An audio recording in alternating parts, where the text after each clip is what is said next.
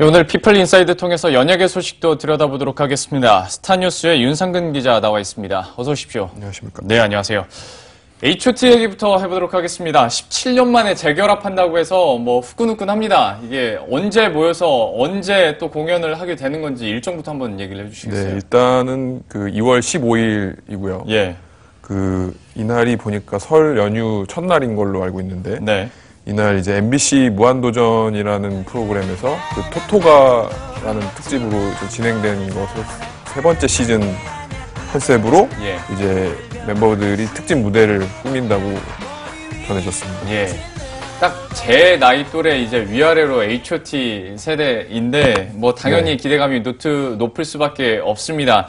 근데 이제 또 SNS상으로 연습 장면이 공개되면서도 기대감이 더 높아진 거잖아요. 토니아 씨도 그렇고 문희준 씨도 그렇고 또 강타 씨도 요즘에 이제 방송 등을 통해서 H.O.T의 재결합을 언급을 했었는데 예. 지금 멤버 5명 모두 지금 거의 하루도 빠지지 않고 그냥 연습실에서 계속 모여서 춤 연습 진행하고 있다고 들었습니다. 참 기대감이 실제로 굉장히 높아지고 있고 사실 저희 사이다 제작진의 CG 담당하고 있는 제작진도 이거 신청했다고 하더라고요. 아, 그러시군요. 꼭 되길 바라겠습니다. 그런데 이런 기대감이 이렇게 높고 H.O.T가 재결합을 한다고 하는데 네. 해당 프로그램의 그 시청자 게시판은 좀 난리가 났다고 들었어요. 이게 왜 그러는 건가요? 많이 시끄러운 것 같은데 예.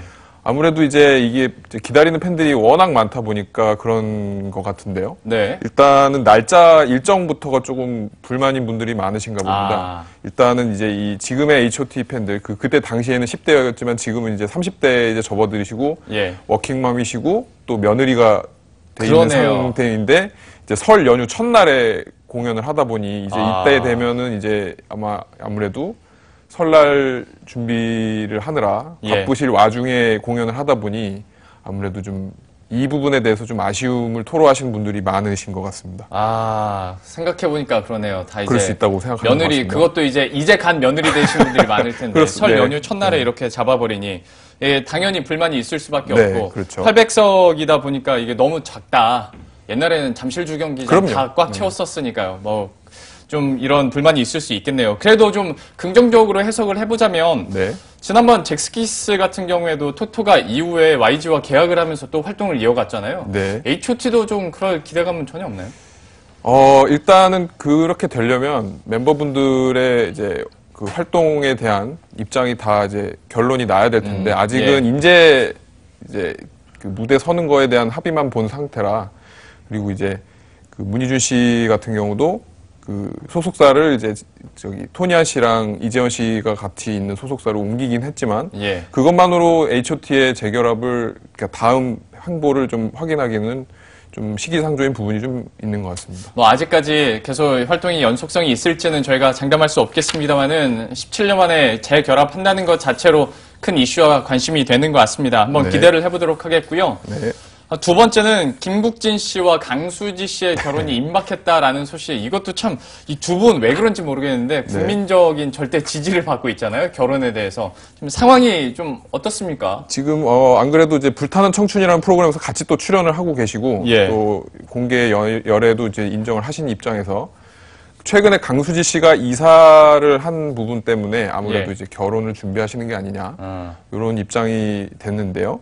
저도 확인한 바로는 계약을 작년 10월에 새 집 이사를 계약한 시점이 지난해 10월로 결정이 된 것으로 알고 있고요.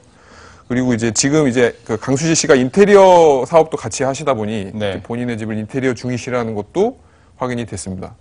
그리고 이제 위치가 이제 방배동 설해마을 근처에 있는 좀 고급 빌라 주택인데 그 전에 살던 곳에서 그렇게 멀진 않습니다. 저도 집이 어딘지까지도 확인은 됐는데 좀 이전 집보다 좀 큰 평수로 이사를 했고 그다음에 매매로 계약을 했다는 점 이 부분만 봤을 때는 이제 결혼을 준비하시기 위해 좀 조금씩 차근차근 밟아가시는 게 아니냐 이런 좀 추측이 이어지고 있는 상황이죠.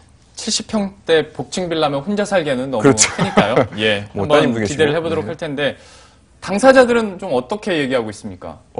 이 얘기가 나오고 나서 이제 김국진 씨 쪽에서는 아직 논의하고 있다. 결혼에 대해서 자세한 소식이 나오면 얘기를 전하겠다라고 했고요.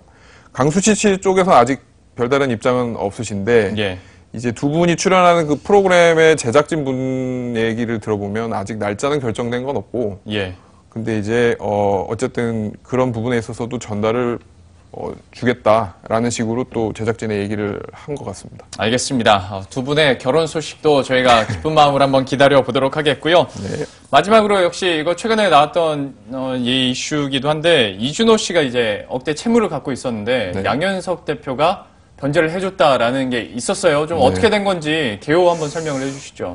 일단은 지금 이준호 씨가 원래 계속 재판 중이었습니다. 사기 관련해서도 2015년부터 계속 지금까지, 그러니까 최근에 2심 판결이 나왔는데 그때까지 사기 혐의로 계속 재판을 받고 있었고 그 와중에 이제 클럽에서 또 강제추행 혐의로 또 예. 기소가 돼서 같이 이제 병합이 돼서 재판을 받아서 1심에서 실형까지 받았었는데 네. 일단 구속이 되진 않았고요. 그러고 나서 2심에서도 이제 유죄가 되지 않기 위해서 계속 노력을 하다가 결국 2심 판결까지 왔는데 저도 그때 선고 현장에 갔었는데 저도 실형이 될 것 같다는 생각을 했지만 네. 의외로 집행유예 판결이 나와서 좀 의아했는데 나중에 알고 보니 이제 양현석 대표가 직접 그 변제 부분이 있었는데 그 부분을 예. 직접 하시고 또 법원에 진정서, 네. 탄원서 이런 부분도 직접 제출하신 것까지 저도 확인했습니다. 그래서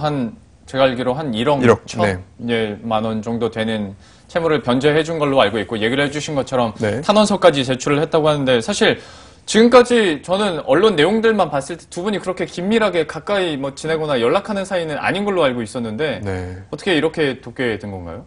일단은 저도 어쨌든 각자의 길을 가고 있었던 와중이었기 때문에 어쨌든 근데 이제 양현석 씨의 결국에 판단이 이런 상황까지 오지 않았을까 하는 생각이 들고요.